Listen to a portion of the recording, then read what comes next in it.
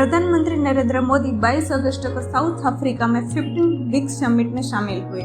मंगलवार दोपहर में मोदी जोहान्सबर्ग पहुंचे। यहां उनका स्वागत गार्ड ऑफ ऑनर के साथ किया गया। पीएम मोदी को रिसीव करने के लिए साउथ अफ्रीका के उपराष्ट्रपति एयरबेस पर पहुंचे। पीएम मोदी का स्वागत साउथ अफ्रीका के ट्रेडिशनल ट्राइबल डांस के साथ किया गया। पीएम मोदी ने एयरपोर्ट पर भारतीय मूल के लोगों से भी मुलाकात की।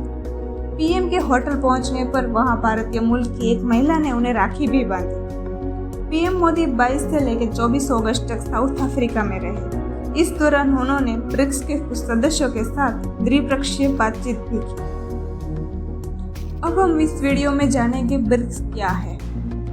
ब्रिक्स संगठन अभी जिस रूप में है, इसका यहाँ तक पहुँचने का सफर 3 स्टेज में पूरा हुआ था। 1919 में रशिया, इंडिया और चाइना ने मिलकर एक संगठन बनाया। पहली बार इस संगठन का नेतृत्व रशिया ने किया था। 3 देशों के साथ आने का मकसद दुनिया की फॉरेन पॉलिसी में अमेरिका के दबदबे को चुनौती देना और साथ ही अपने संबंधों को नए सिरे पर खड़ा करना था। 2009 में रशिया, इंडिया और चाइना ने इस संगठन में ब्राजील को शामिल किया। इसके बाद इस संगठन का नाम ब्रिक रख दिया। 2010 में अफ्रीका महाद्वीप को रिप्रेजेंट करने के लिए साउथ अफ्रीका को इस संगठन का हिस्सा बनाया गया। तब इस संगठन को ब्रिक्स का नाम दिया गया। ब्रिक्स का हेड ऑफिस शंघाई में है। ब्रिक्स के 2 financial organization, new development bank और कॉन्टिजेंट रिजर्व अरेंजमेंट भी है। इन दोनों फाइनेंशियल ऑर्गेनाइजेशन की शुरुआत 2015 से हुई थी। ब्रिक्स देशों के बीच हर साल समिट होती है।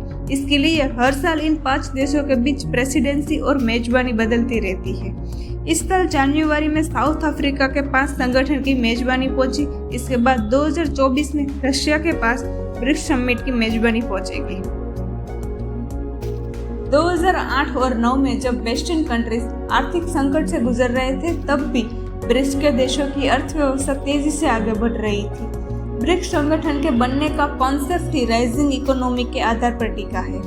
इसका मतलब ये हुआ कि इन देशों की अर्थव्यवस्था जिनमें तेजी से आगे बढ़ने की और वेस्टर्न कंट्रीज को टक्कर देने की हिम्मत है। पहले वेस्टर्न कंट्री दुनिया की 60 से 80% अर्थव्यवस्था को कंट्रोल करते थे। अब इनकी जगह धीरे धीरे ब्रिक्स के कंट्री ले रहे हैं। ब्रिक्स के ज्यादातर देशों का मानना है कि दुनिया की बड़ी संस्थाओं जैसे IMF, WTO, यूनाइटेड नेशन और वर्ल्ड बैंक में भारत का जितना रोल होना चाहिए उतना नहीं है। IMF और वर्ल्ड बैंक के प्रेसिडेंट और डायरेक्टर ज्यादातर यूरोप या अमेरिका से होते हैं। ऐसे में ग्लोबल साउथ देशों को एक संगठन की जरूरत थी जो पश्चिमी देशों का सामना कर गरीबी और विकासशील देशों के हितों में काम करे।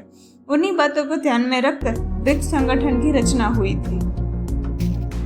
ब्रिक्स के 5 देश दुनिया की आबादी में 42%, GDP में 27% और ग्लोबल ट्रेड में 80% का कंट्रीब्यूशन करते हैं। शुरुआती दशक में ब्रिक्स ने science, technology, trade promotion, energy, health, education और इनोवेशन जैसे सेक्टर में सहयोग देने की बात की। आज ब्रिक्स के कंट्री 30 से ज्यादा क्षेत्रों में एक दूसरे का सहयोग दे रहे हैं। भारत ने 2012, 2016 और 2021 में ब्रिक्स समिति की मेजबानी की थी। अब भारत 2026 में ब्रिक्स समिति की मेजबानी करेगा। ब्रिक्स समूह की बैठक इस बार काफी अहम है क्योंकि इसकी एकमात्र वजह इस संगठन का सदस्य बनने के लिए लगी हुई दौड़ है। लगभग 40 से ज्यादा देशों ने संगठन में शामिल होने की इच्छा जाहिर की है। इनमें सऊदी अरेबिया, टर्की, पाकिस्तान और ईरान भी शामिल है। इस बार की बैठक का सेंटर पॉइंट ब्रिक्स नेशन का विस्तार ही है। इसके अलावा ब्रिक्स समिति में global economy recovery, political challenges और काउंटर टेररिज्म पर बातचीत की गई। ब्रिक्स संगठन भारत के लिए अहम क्यों है?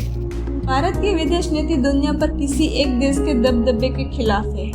भारत एक मल्टीपोलर दुनिया का समर्थन करता है।